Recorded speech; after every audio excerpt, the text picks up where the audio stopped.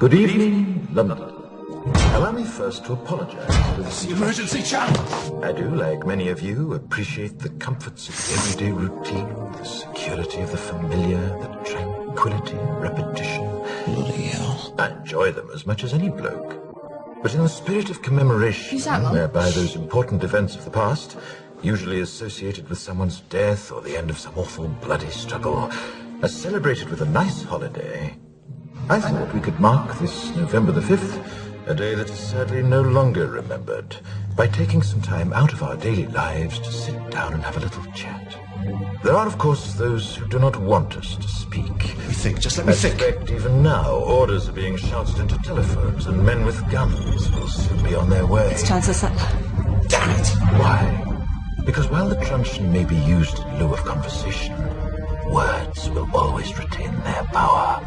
Words offer the means to meaning, and for those who will listen, the enunciation of truth. And the truth is, there is something terribly wrong with this country, isn't there? You designed it, sir. You wanted it foolproof. You told me every television in London. Cruelty and injustice, intolerance and oppression. And where once you had the freedom to object, to think and speak as you saw fit, you now have censors and systems of surveillance coercing your conformity and soliciting your submission. We need cameras. How did this happen? Who's to blame? Well, certainly there are those who are more responsible than others, and they will be held accountable. But again, truth be told, if you're looking for the guilty, you need only look into a mirror. I know why you did it. I know you were afraid. Who wouldn't be? War, terror, disease. There were a myriad of problems which conspired to corrupt your reason and rob you of your common sense. Fear got the best of you, and in your panic you turned to the now High Chancellor Adam Sutler. He promised you order, he promised you peace, and all he demanded in return was your silent, obedient consent. Inspector, we're almost through. Last night, I sought to end that silence. Last night, I destroyed the Old Bailey to remind this country of what it has forgotten. More than 400 years ago, a great citizen wished to embed the 5th of November forever in our memory.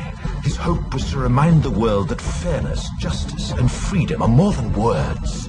They are perspectives. So if you've seen nothing, if the crimes of this government remain unknown to you, then I would suggest that you allow the 5th of November to pass unmarked.